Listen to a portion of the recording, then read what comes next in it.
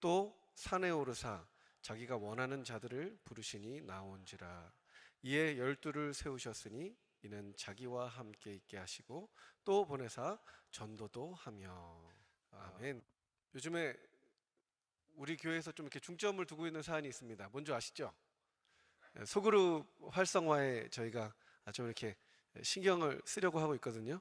그래서 목장 편성한다는 소식을 들으셨을 거예요. 이제 목장 재편, 뭐 개편 이렇게 이야기가 퍼져나가는 바람에 뭔가 대규모 개편이 옛날에 한 2년 전인가요? 3년 전인가요? 한번 싹 이렇게 지역별로 묶었었잖아요. 이렇게 대규모 개편이 일어날 것 같다 하는 이제 생각을 하셨을 수도 있을 것 같아요. 근데 그렇게 하지는 않고 이번에는 소그룹 활성화를 위해서 필요한 부분만 조금씩 바꿉니다. 지금 담임 목사님과 신방 사역자님들 그리고 저희 부교육자들이 같이 모여서 머리를 맞대고 있습니다. 이게 뭐 대부분 다 잘하고 계시고 그리고 심지어 이제 옮기는 이유도 좀 더 잘 모임이 이루어지도록 조치하는 것이기 때문에 이게 뭐 완전히 다 바꾸어 버리는 그런 일들은 아닙니다.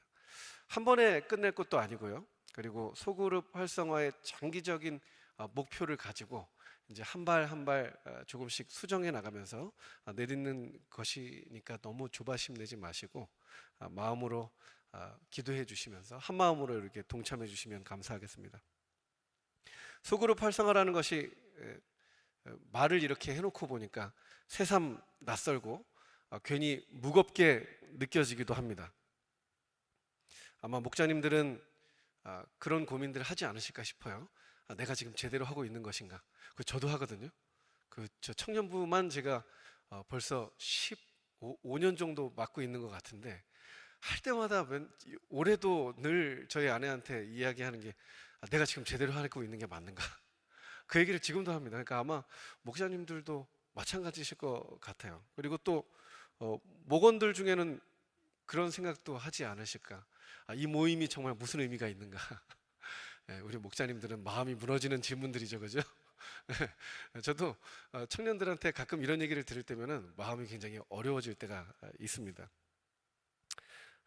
아마 이 질문들은 근데 우리가 피해갈 수 없는 질문들인 것 같아요. 그리고 이 질문을 안고 우리가 이 자리에 다 모이지 않았을까 하는 생각을 해봅니다. 목장 모임에도 그 질문과 마음을 가지고 의문들을 가지고 모이시지 않을까 하는 생각을 하고 오늘 설교를 좀 준비해 봤습니다. 소그룹에 대한 부담감과 의문들, 이 질문들 속에서 우리는 한 가지를 꼭 짚고 넘어가야 될 것이 있습니다. 그거는 아주 뻔한 질문이에요. 우리는 왜 모이는가? 우리는 왜 모이는가? 왜 자꾸 모이라고 하는가? 이 질문에 대한 분명한 대답을 하지 못하면 목장 모임이 정말 즐거운 것, 기꺼운 것, 하고 싶은 것이 아니라 그저 해야만 하는 것이 되어버리기 쉽기 때문입니다. 목자님들은 아마 모이기 전부터 스트레스를 받을 거예요. 왜 모이는지 분명한 질문들이 없으면 그 문제에 대한 해답이 없으면 왜냐하면 모임 자체를 이제 이끌어 나가야 되는 사람이기 때문에 나눔 주제를 뭘로 해야 될지 물론 목장 나눔지가 있긴 하지만 그걸 또 열심히 보면서 어떻게 해야지 사람들이 마음이 편안해질까 흥미를 유발할 수 있을까 이런 생각들을 해야 되고 또 분위기를 좋게 하기 위해서 어떤 그 장치들을 준비해야 될까 이런 아이디어를 내느라 쉽지가 않으실 겁니다. 또 애써 하느라고 하는데 목장 구성원들의 반응이 계속 또 신경 쓰이죠. 목원들은 또 그렇습니다. 자꾸 모이자고 하니까 모이기는 하겠는데 모이는 것도 이게 한두 번이지 자꾸 모이자고 압박이 점점 거세지면 거세질수록 교회 나오는 것 자체가 좀 부담스러워지고 말이죠. 심지어 돌아가면서 집에서 모이라고 하잖아요.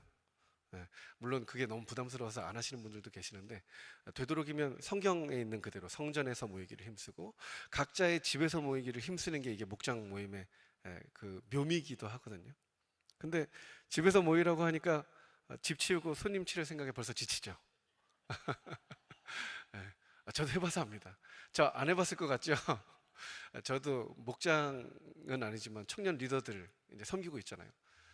사실 초대 못한 지 꽤 오래되긴 했네요. 예, 참 이 애들이 있는 집에서 집 치우는 게 쉽지가 않거든요. 목장 모임 소그룹 모임이 이제 점차 사역이라는 이름으로 어느새 짐처럼 느껴지기 시작하는 겁니다. 이 타이밍에 우리가 한 번쯤 출발점으로 다시 한번 돌아갈 필요가 있는 것 같아요.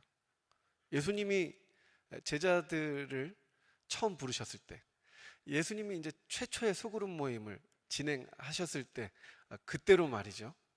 그래서 오늘 본문을 제가 한번 정해봤습니다.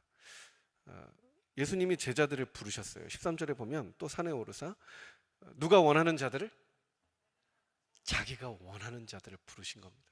여러분들 목장 구성원들이 뭐 교회에서 짜줬다 라고도 생각할 수 있겠지만, 항상 하나님은 권위들을 세워놓고 권위들을 통해서 대리 통치하십니다. 교회가 하는 일이지만 그 모든 것들은 하나님이 미리 정하신 바, 아신 바대로 부르신 줄을 믿으시기를 축복합니다. 그래야 우리 마음속에 어떤 그 안정감, 확신을 가지고 우리가 이 모임을 진행할 수가 있거든요. 정말 그렇습니다. 예수님도 예수님이 원하시는 자들을 부르셨다고 오늘 기록을 하고 있어요. 그리고 12제자들을 세우십니다. 12제자들, 이제 소그룹 모임을 세우신 거예요. 이들을 세우시는데 목적이 뭡니까? 성경 한번 보세요. 목적이 무엇 같아요? 15절에 보면 귀신을 내쫓는 권능도 가지게 하려 하시고, 귀신을 쫓으려고 제자들을 부르셨을까요? 그 14절 뒤에 보면은 보내사 전도도 하게 하시려고, 전도 중요하죠. 전도하게 하시려고 부르셨을까? 그러면 교회는 전도팀만 있으면 됩니다. 전도도 중요하고 귀신 쫓는 일도 중요하고 병 고치는 일도 중요하지만 그것보다 훨씬 더 우선되는 일이 하나 있어요. 그게 뭐냐면, 맞아요. 12를 세우셨으니 이는 자기와 함께 있게 하시고, 예수님과 함께 있게 하시려고 12제자들을 부르셨다고 합니다. 그저 그들과 함께 있는 것, 이 단순한 목표를 위해서 예수님은 자기가 원하는 12명을 부르신 겁니다. 이게 바로 목장 모임, 이 소그룹의 가장 단순하고도 원초적인 이유와 목적입니다. 그러면 예수님은 왜 이 소그룹이라는 것을 함께 있기를 시작하셨을까요? 우리는 그 이유를 쉽게 찾아낼 수는 있습니다. 인간이 지식을 전한다고 변하는 존재가 아닙니다. 다들 아시잖아요. 논리로 사람을 굴복시킬 수는 있어도 논리로 사람을 변화시키기는 어렵습니다. 복음을 막 무장을 해가지고요, 전도 폭발 다다닥 외워가지고 막 그 예화들, 그리고 반론에 대한 그 반론들, 이런 것들을 쫙 준비를 해가지고 불신자한 사람을 변화시킬 수 있을까요? 주님의 역사가 있으면 그 사람이 그 말씀을 듣고 회심에 이를 수는 있겠지만, 나의 능력, 나의 말재주로, 나의 능력으로는 사실은 그 사람을 변화시킬 수는 없습니다. 정말 말 그대로 굴복시킬 수는 있을 거예요. 그래, 너 잘났다, 이 이야기는 들을 수 있겠죠. 네. 우리는 관찰하는 존재들입니다. 곁에 있는 누군가를 주의 깊게 살펴보는 존재라는 것이죠. 그리고 영향을 주고받는 존재들이기도 합니다. 오랫동안 쳐다보다 보면 그게 좋은 것이든 나쁜 것이든 그것을 또한 영향을 받으면서 어떻게 되죠? 닮아가요. 저도 그 아버지를 오랫동안 관찰하면서 지난 아들 아닙니까? 근데 아버지처럼 집에서 하고 있더라고요. 그 아이들이 부르는 찬양 중에 그런 찬양이 있습니다. 나는 아버지를 닮았네 하는 찬양이 있는데, 정말 제가 아버지를 닮았더라고요. 정말 그렇습니다. 함께 시간을 보내다 보면 말투가 닮고요. 그리고 취향이 닮고 생각이 닮고 결국 가치관도 닮아갑니다.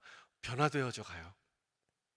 이것이 함께 한다는 것이 가지는 힘입니다. 예수님이 제자들을 불러 자기와 함께 있게 하시려는 그 이유가 여기에 있기 때문이죠. 우리 인간이 그렇게 지음을 받은 거예요. 예수님이 제자들을 변화시킨 방법의 핵심, 그것은 다른 것이 아니라 함께 계시는 겁니다. 그래서 예수님 별명이 뭡니까? 임마누엘. 하나님이 우리와 함께 하십니다. 예수님이 지금 우리랑 함께 계십니까? 함께 계시지 않습니까? 함께 계십니다. 할렐루야. 예수님은 비록 그 신령한 육신이 하나님 우편 보좌에 앉아 계시지만 주님께서는 당신의 영을 우리 각 사람에게, 각 사람의 모임에, 각 목장에 파송하셨습니다. 보내셨습니다. 그래서 여전히 우리와 함께 하셔요. 왜냐하면 그 예수님을 보고 예수님을 닮아가도록 하기 위해서입니다. 제자들은 예수님의 뛰어난 설교를 들었기 때문에 변화된 것이 아닙니다. 예수님과 함께하는 내내 그 설교를 열심히 들었을 텐데 제자들이 변화된 모습이 그렇게 눈에 보이진 않았거든요. 그러나 성령 하나님께서, 그들과 함께 하시는 성령 하나님께서 그들과 함께 하셨던 그 예수님을 자꾸만 생각나게 하시고 깨닫게 하시고 그분을 바라보게 하시고 그리고 그분을 묵상하게 하시고 그분의 영향력을 받고 그분을 닮아가게 만드시는 것이죠. 제자들은 예수님과 함께 하였습니다. 그래서 굉장히 운이 좋았죠. 여러 가지 것들을, 예수님이 하시는 것들을 다 지켜보았어요. 세리들과 함께 밥상에서 앉으시는 모습, 거리낌 없이 죄인들과 함께 교제하는 모습, 그리고 새벽에 조용히 홀로 나가서 습관처럼 주님과 친밀한 시간, 그 교제의 시간, 기도를 올리시는 모습, 병든 자와 온갖 죄인들 뿐만 아니라 심지어 죽은 시체에도 손을 대시며 그들을 위해서 기도하시고 생명을 전달하시던 그 모습들, 그리고 부러진 갈대처럼 꺾어버리면 그만일 것 같은 소망 없는 자들을 연민의 눈빛으로 바라보시던 그 살아계신 하나님의 모습을 옆에서 지켜보고 손으로 만지고 그리고 그를 경험하며 누렸던 것입니다. 요한 사도가 자기의 그 경험을 이렇게 감동적으로 표현해요. 요한일서 1장 1절입니다. 태초부터 있는 생명의 말씀에 관하여는. 이게 누구시죠? 태초부터 있는 생명의 말씀, 예수님이시거든요. 태초부터 있는 생명의 말씀에 관하여는 우리가 들은 바요, 눈으로 본 바요, 자세히 보고 우리의 손으로 만진 바라. 자기가 지금 이 자리에 있을 수 있는 그 이유, 그 원동력이 여기에 있다고 지금 고백을 하고 있는 것입니다. 소그룹의 본질이 바로 여기에 있습니다. 함께 거하는 것입니다. 목원들은 서로가 서로를 바라보면서 그 안에 계신 예수 그리스도의 형상을 바라보며 예수님의 역사를 보며 예수님의 인도하심을 바라보면서 예수님을 배웁니다. 목자만 가르치는 게 아닙니다. 사실 목자는 가르치는 직업은 아니에요. 직업이 아니죠. 직분이 아니에요. 목자는 사랑하는 직분입니다. 예수님처럼 제자들과 함께하며 그들을 끌어안고 그들과 함께 기도하는 직분이 바로 목자입니다. 고난 앞에서 어떻게 무릎을 꿇는지, 억울한 상황에서도 어떻게 용서를 택하여 나가는지, 연약함을 인정하면서도 어떻게 소망을 붙들어내는지, 이 경험들을 서로가 서로의 모습에서 관찰하고 배우고 그리고 경험하면서 서로의 영향력을 주고받으며 영적 DNA를 형성하는 것이죠. 어쩌면 그렇게 생각하실 수 있어요. 나 같은 사람에게서 무슨 선한 것이 나온다고, 나를 통해 예수님이 드러난다고 해.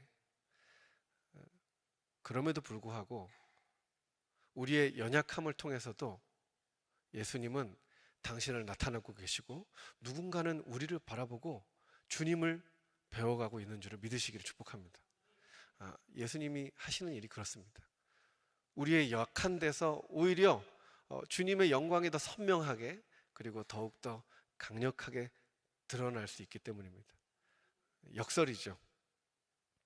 목장 모임이 그저 사람들 사이에 세속적인 대화로 끝나게 되면 그 모임은 굉장히 공허한 모임이 되어버리고 맙니다. 그 공허함이 무엇으로부터 말미암는가 라고 질문하신다면 이렇게 대답하겠어요. 예수님의 부재 때문에 발생하는 공허함입니다. 예수님은 분명히 약속해 주셨습니다. 두세 사람이 내 이름으로 모인 곳엔 나도 누구 가운데 있겠다고요? 그들 중에 있느니라.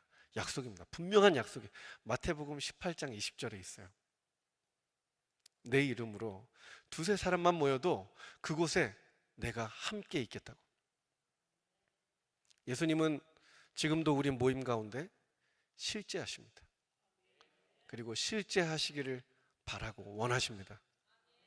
이것은 그저 성경 말씀을 통해 여러분들을 위로하려고 하는 말이 아닙니다. 격려하려고 하는 말이 아니라 예수님의 약속이고 그 약속대로 예수님은 반드시 이루시는 분이시기 때문에 예수님은 정말 거기 계십니다.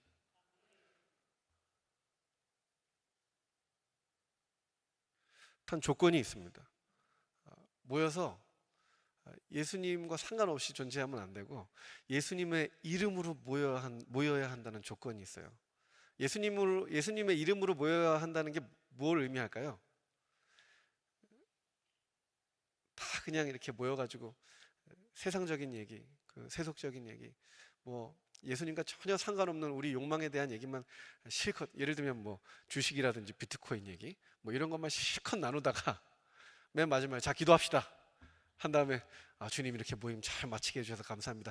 예수님 이름으로 기도합니다. 이러면 곤란하죠. 이거는 뭐냐면 주님의 이름을 망령되이 일컫는 것 중에 하나입니다. 예수님의 이름으로 모인다는 것은 그 예수님의 그 영광스러운 이름에 합당한 모임으로 모인다는 것을 의미합니다.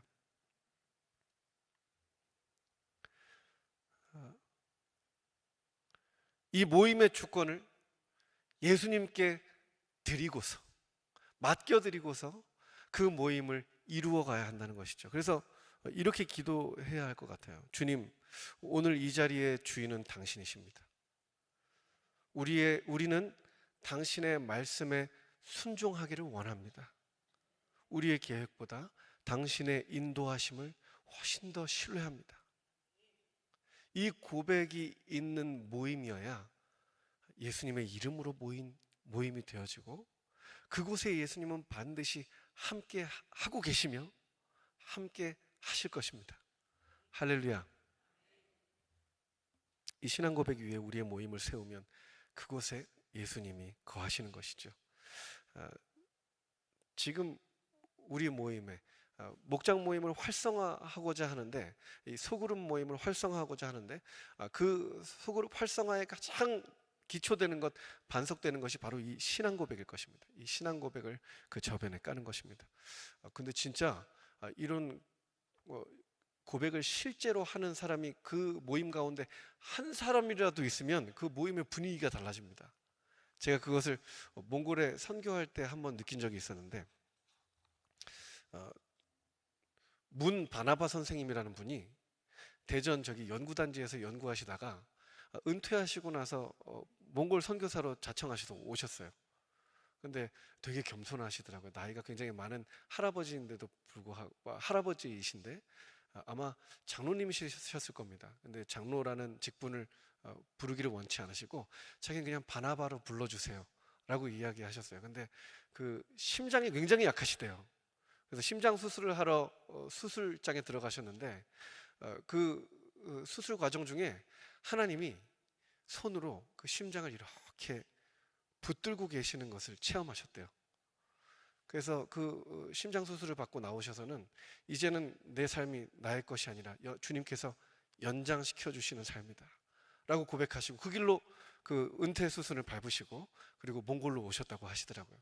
근데 그분이 기도를 하시는데 정말 특별했어요.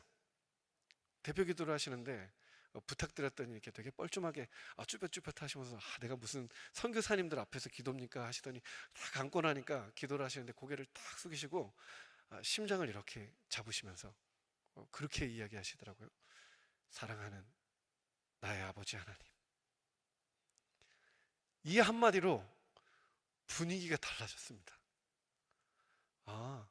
주님이 진짜 우리랑 함께 하시는구나. 저분과 함께 하시는 그 주님이 이 자리에 함께 하시고 이 자리에 좌정하시고 이 자리에서 우리를 붙들고 계시는구나 하는 게 느껴지는 겁니다. 그 주님의 영광, 주님의 임재는 전염되기 마련이거든요.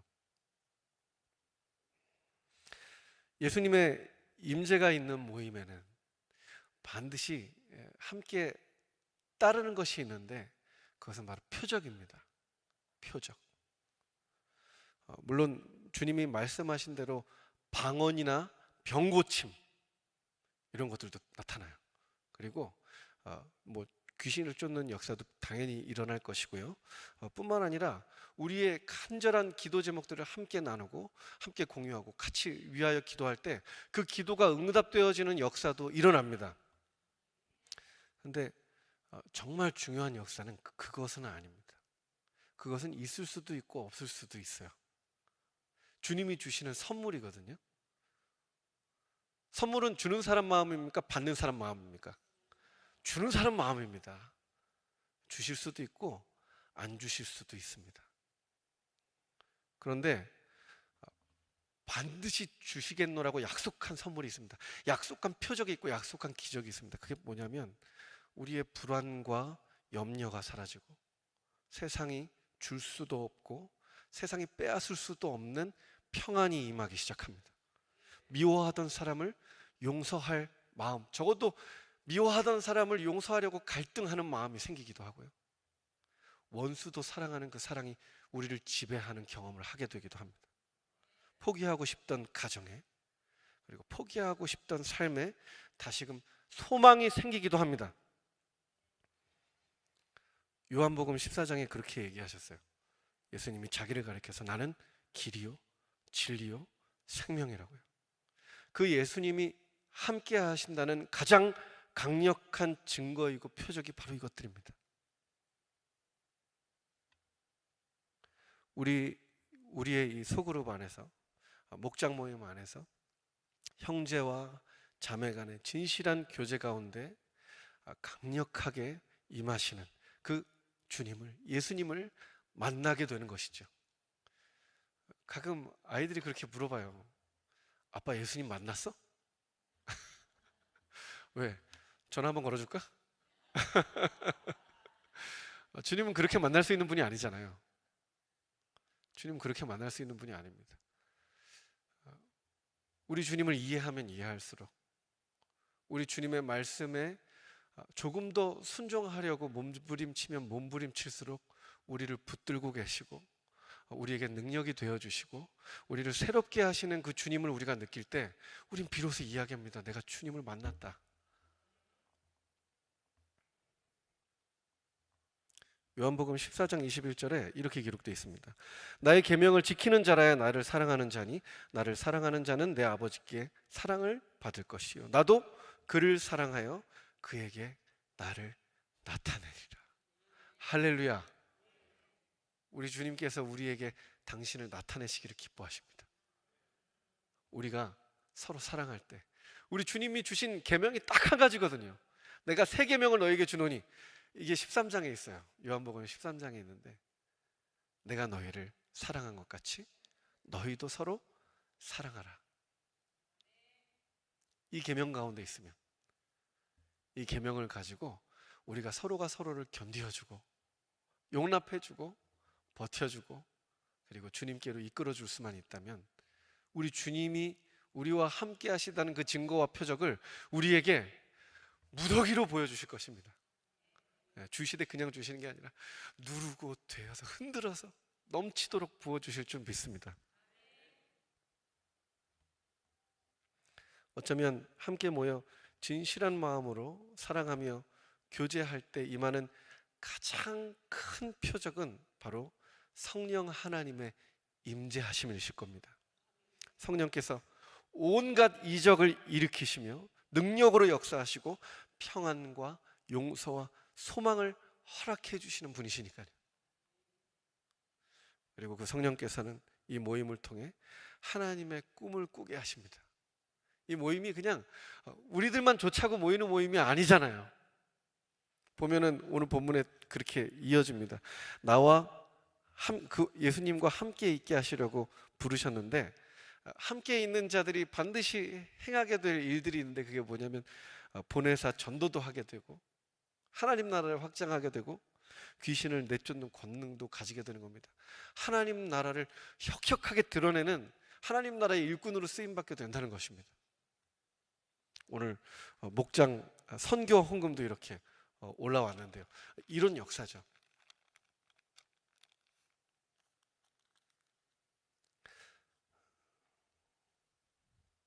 소그룹은 거창한 사역의 현장이지는 않을지도 모릅니다. 모두가 모이는 모임들이잖아요, 그죠? 그리고 거기서 나오는 열매가 즉각적이지 않아요. 그래서 마음을 조급하게 가지면 어쩌면 금세 지칠 수도 있습니다. 그러나 생각을 좀 바꿔서 소그룹이 주님을 만나는 시간이다 라고 생각하시면 좀 이야기가 달라지지 않습니까? 정말 소그룹 가운데 주님이 계시겠다고 약속하셨으니까, 당신을 나타내시겠다고 약속하셨으니까 소그룹에 가면 우리가 주님을 만날 수 있겠네요. 그렇죠? 아유, 대답을 안 하세요. 만날 수 있습니까? 없습니까? 있겠죠? 그러면 그 모임에 가고 싶습니까? 안 가고 싶습니까? 가고 싶습니다. 가고 싶다 마다요. 믿음이 없으니까 가고 싶지 않겠죠. 근데 오늘 이 말씀을 우리가 다시 한번 우리 마음속에 다시 이렇게 새겨보면 우리 주님을 만나러 가고 싶은 분들이 많이 생기실 줄로 믿습니다. 소그룹이 이렇게 중요합니다. 이렇게 실제적이에요.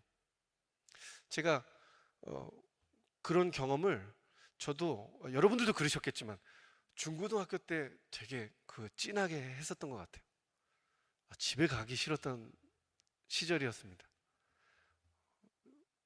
고등부실에 이렇게 있으면 그 친구들과 형들과 누나들과 함께하는 시간들 가운데 또 내 고민들을 이야기를 해주면 어줍지 않죠. 사실은 뭐 알겠습니까? 또 딴에는 또 이렇게 선배라고 예수님 말이야 하면서 이렇게 얘기를 해주고 막 그 공감을 해주는데, 그 가운데서 역사가 일어나더라고요. 제가 이 자리에 있을 수 있는 이유가 그 형 누나들 덕분인지 누가 알겠습니까?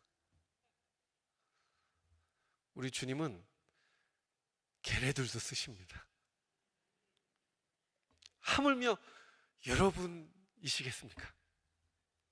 할렐루야. 우리가 지금 하고자 하는 것은 무엇인가 새로운 것을 하자고 하는 것이 아닙니다.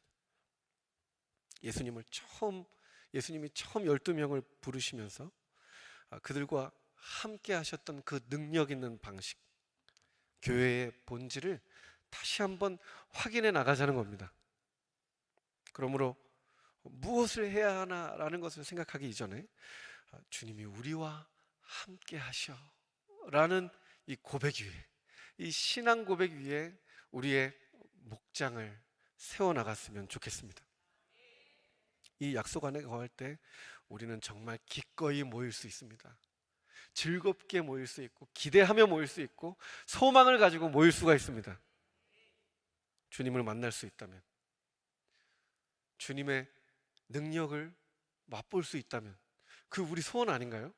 나도 좀 저 사람 꿈처럼 나한테도 좀 나타내 주시지. 꿈보다 더 확실하게 나타내 주시는 장소가 바로 목장 모임인 줄을 믿으시기를 축복합니다. 거기서 주님은 우리를 위로하시고 우리를 자유케 하시며 우리를 만족하게 하시고 우리를 평안하게 하시겠다고 약속하십니다. 무엇보다 우리 주님이 그토록 바라고 원하시던 일, 아버지의 나라를 이 세상에 회복하시기를 원하시는 그 일을 무슨 진짜 뭐 큰 프로젝트를 통해서 이루시는 게 아니라요, 이 12명 가지고 이루신다니까요. 목장을 통해서 이루십니다. 큰 프로젝트는 어쩌면 사탄 마귀가 회방하기가 쉬울 것 같아요. 목장 모임은 회방하기가 쉽지가 않습니다. 누가 주목하지 않아도, 누가 크게 칭찬해 주지 않아도 우리가 그 목장 가운데 누릴 수 있는 그 예수님으로 인하여 만족하고 기뻐하고 소망하며 이 목장 모임을 더욱더 힘있게 세워나가는 우리 모든 우정교회 권속들 되시기를 축복합니다. 우리 잘하고 계신다고 우리 함께 서로에게 격려의 박수 한번. 화이팅! 감사합니다.